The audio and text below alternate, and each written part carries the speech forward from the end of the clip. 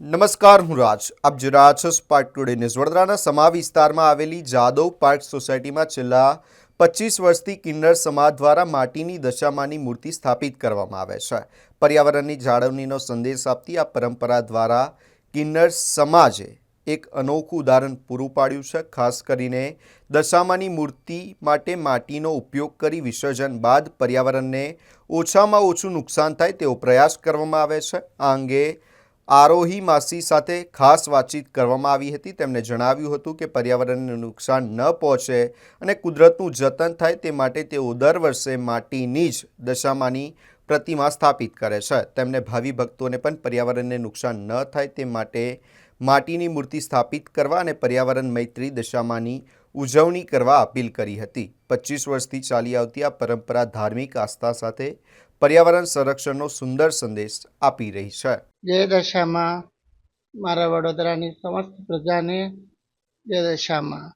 9 રૂપ માં અંબાના અને 10મું રૂપ દશામાનું છે. માં કળિયુગની દેવી છે. ગરીબોનું બધાનું કલ્યાણ કરે છે. માનો દિલથી ઉપવાસ ભક્તિ કરેલી હંમેશા આગળ જ આવે છે. અને અમે તો માતાની મહિમા વધારવા બધાને કહીએ, માનો ઉપવાસ કરો, માની પ્રાર્થના સેવા કરો, માં સૌનું કલ્યાણ કરે છે. અને કળિયુગમાં જ્યારે નવ દેવીએ નવ અંબા માતાએ આપની 10મી શક્તિનો ઉપયોગ કર્યો એટલે દશામાની ઉત્પત્તિ થઈ અને દશામાં ધરતી પર પધાર્યા છે. કયા કયા પ્રકારના ભક્તોના દુઃખ દશામાં દૂર કરે છે? માં નિર્ધનને ધન, ભૂખ્યાને ભોજન, નિસંતાનને સંતાન, વાંઝ્યા મેણો ટાળે છે.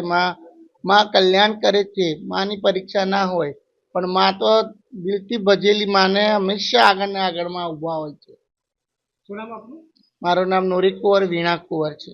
જય દશામાં. હું આરોહી માસી.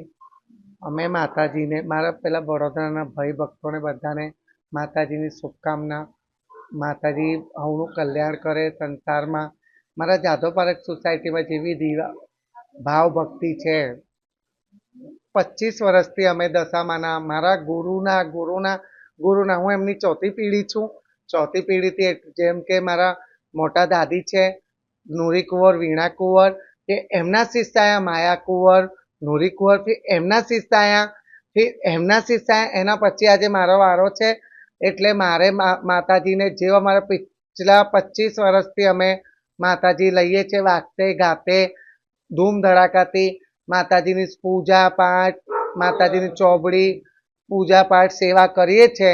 એ મારે ભાઈ ભક્તોને બધાને એવી ખુશ જિંદગી છે.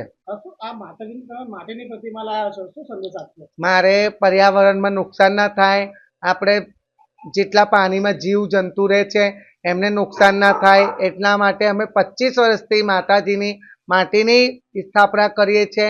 એટલે પીઓપીની માતાજી હોય એ અઘરે નહીં, એટલે માતાજી ખંડિત થઈ જાય. કેટલા આપણે રોડ ઉપર જઈએ, કોક માતાજીનો હાથ, કોક માતાજીનું પગ, એટલે માતાજીની મારા વડોદરાની, મારા વિશ્વમાં બધાને એટલું જણાવવું છે કે માતાજી લાવો તો મિટ્ટી નહીં લાવજો, પર્યાવરણને એમાં નુકસાન થાય નહીં. જય દશામાં.